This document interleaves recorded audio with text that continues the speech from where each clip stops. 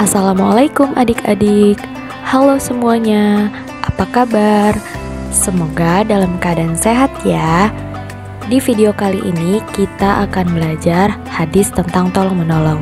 Sebelum mulai, kita baca doa belajar yuk agar diberi kemudahan oleh Allah Subhanahu wa taala. Bismillahirrahmanirrahim. Rabbi zidni ilma warzuqni fahma. Amin ya rabbal alamin. Sebelum masuk materi, silahkan kalian saksikan video ini ya. Check it out.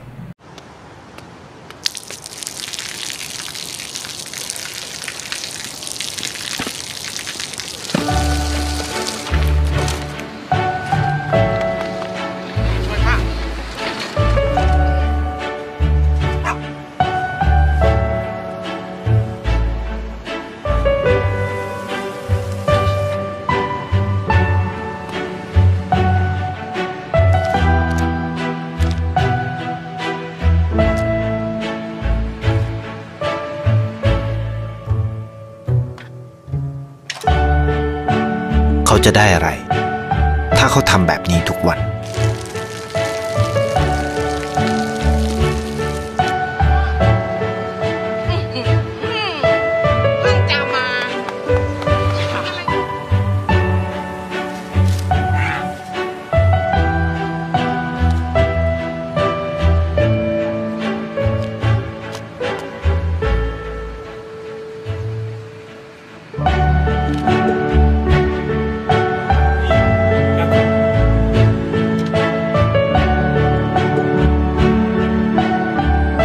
เขาจะไม่ได้อะไรเลย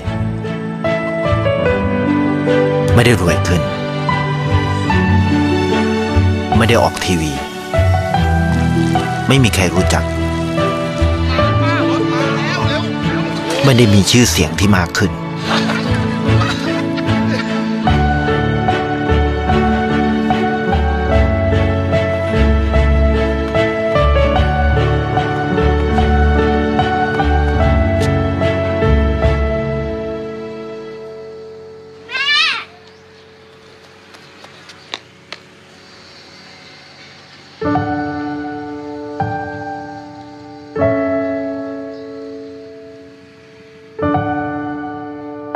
เพราะสิ่งที่เขาได้คือได้แค่ความรู้สึก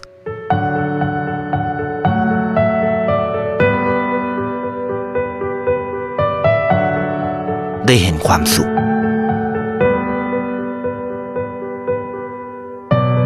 ได้เข้าใจ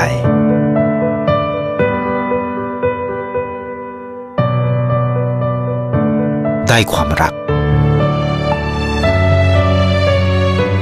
ได้ในสิ่งที่เงินซื้อไม่ได้ได้โลกที่สวยงามกว่าเดิม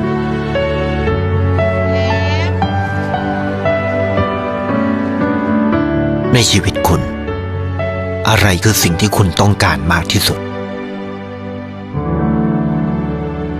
Nah, setelah kalian menyaksikan video tadi, coba kalian jelaskan pelajaran apa saja yang dapat dicontoh dari tayangan tersebut. Tuliskan di kolom komentar ya. Adik-adik, apa sih itu tolong menolong? Tolong menolong merupakan sikap saling membantu untuk meringankan beban penderita, baik orang lain maupun hewan, dengan melakukan sesuatu. Bantuan yang dimaksud dapat berbentuk bantuan tenaga, waktu, ataupun dana. Pada materi kali ini akan ada 2 hadis tentang tolong-menolong yang akan dibahas. Yang pertama yaitu hadis Nabi riwayat Bukhari dari Abdullah ibnu Umar. Sekarang kita baca hadisnya sama-sama yuk. Bismillahirrahmanirrahim.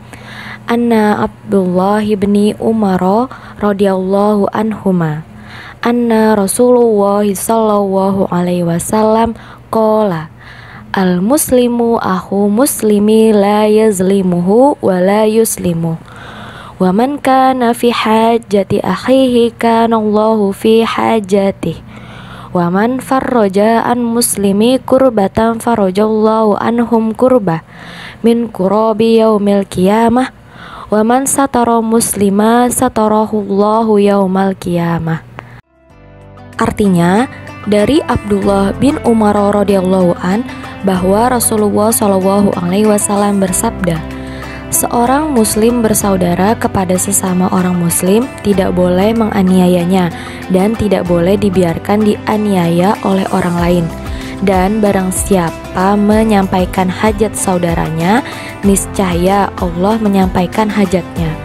Dan barang siapa membebaskan kesukaran seorang muslim di dunia, niscaya Allah membebaskan kesukarannya di hari kiamat.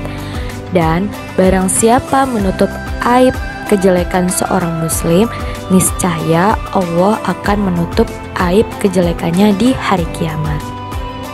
Nah, pada hadis tersebut Rasulullah menjelaskan bahwa seorang muslim dengan muslim lainnya adalah saudara atau ukhuwah Islamiyah. Lalu Rasulullah berpesan agar tidak berbuat zalim dan teraniaya atau tidak boleh dianiaya oleh orang lain. Menurut ulama besar Abul A'la Al-Maududi menjelaskan zalim menjadi 3, yaitu yang pertama zalim terhadap Allah, yakni zalim karena tidak mematuhi segala perintahnya dan melanggar terhadap segala larangannya. Zalim terhadap Allah ini merupakan induk dari segala kezaliman. Contohnya, tidak melaksanakan sholat. Yang kedua, zalim terhadap sesama makhluk dengan bentuk melanggar hak orang lain dengan cara paksa, baik kasar ataupun halus, baik secara fisik ataupun dalam bentuk mental. Contohnya seperti tawuran yang sering marak banget terjadi antar pelajar. Dan yang ketiga yaitu zalim terhadap diri sendiri, yaitu orang yang tidak melakukan kewajiban yang harus dipenuhi untuk dirinya sendiri. Contohnya waktunya makan tapi tidak cepat makan.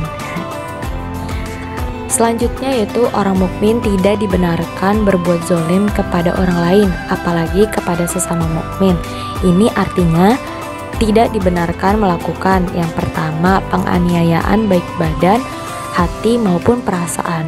Yang kedua, penghinaan dengan mencemarkan dan mengolok-olok, mencaci maki, membuka aib di depan umum, merendahkan, meremehkan serta menyepelekan baik tingkah laku atau perbuatan dan perkataan. Yang ketiga yaitu mendustakan, menipunya dan mempersulit keperluannya. Kemudian, hadis ini juga menjelaskan bagi siapa yang memenuhi kebutuhan saudaranya, melepaskan kesusahan saudaranya, dan menutup aib saudaranya, niscaya Allah akan memenuhi kebutuhannya. Allah akan melepaskan dia dari kesusahan, dan Allah akan menutup aibnya baik di dunia maupun di akhirat. Sekarang kita lanjutkan hadis yang kedua, yaitu hadis Nabi riwayat Muslim dari Abu Hurairah. Yuk kita baca hadisnya sama-sama. Bismillahirrahmanirrahim. An Abi Hurairah radhiyallahu anhu qala Rasulullah sallallahu alaihi wasallam, man naffasa an mu'minin kurbatan min kurabid dunya nafasallahu anhu kurbah min kurabi yaumil qiyamah. Wa may yassara ala mu'siri yassarallahu alaihi fit dunya wal akhirah.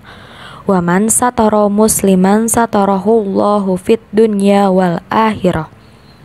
Wallahu fi aunil abdi ma kana abdu fi aunin akhi. Shadaqallahul azim.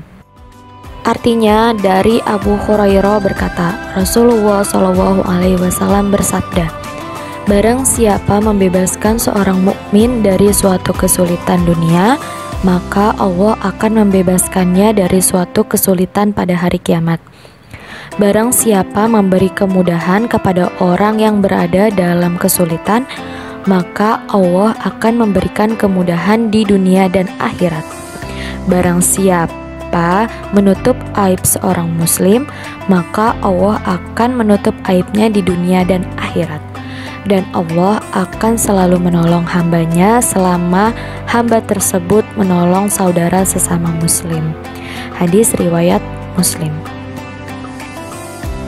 Dari hadis tersebut mengandung beberapa prinsip persaudaraan di dalam Islam. Di antaranya, melalui lisan Rasulullah, beliau menyampaikan bahwa orang yang melepaskan kesulitan seorang mukmin, dia akan dilepaskan dari kesulitan baik di dunia maupun di akhirat. Lalu, Allah menjadikan makhluknya dalam keadaan berpasang-pasangan. Ada laki-laki, ada perempuan, ada kaya, ada miskin, ada yang bernasib baik, ada yang bernasib buruk, susah dan senang, dan seterusnya. Tentu saja yang kaya agar menolong yang miskin, yang berkecukupan menolong yang susah, dan yang senang menolong yang menderita. Nah, gimana adik-adik? Sekarang sudah paham ya tentang konsep tolong-menolong? Jadi kita harus saling tolong-menolong sesama manusia dalam hal kebaikan ya. Jadi kesimpulan dari materi kali ini yaitu dengan persatuan dan persaudaraan, yang berat menjadi ringan, yang sulit menjadi mudah, dan sesuatu yang tampaknya tidak mungkin menjadi mungkin. Lalu persatuan dan persaudaraan tidak akan terwujud tanpa adanya kesadaran untuk saling tolong-menolong. Selanjutnya, penderita seorang mukmin berarti juga penderitaan mukmin lainnya. Rasa penderitaan dan sepenanggungan benar-benar harus diwujudkan.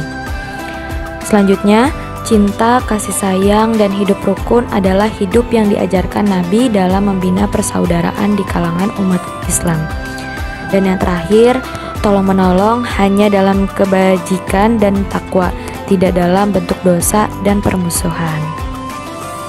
Sekian pembelajaran pada kali ini, semoga bermanfaat untuk adik-adik semua dan diterapkan dalam kehidupan sehari-hari.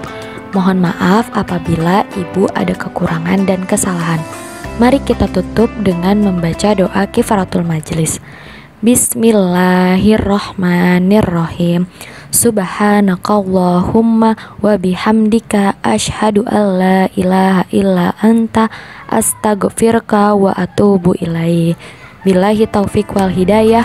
Wassalamualaikum warahmatullahi wabarakatuh.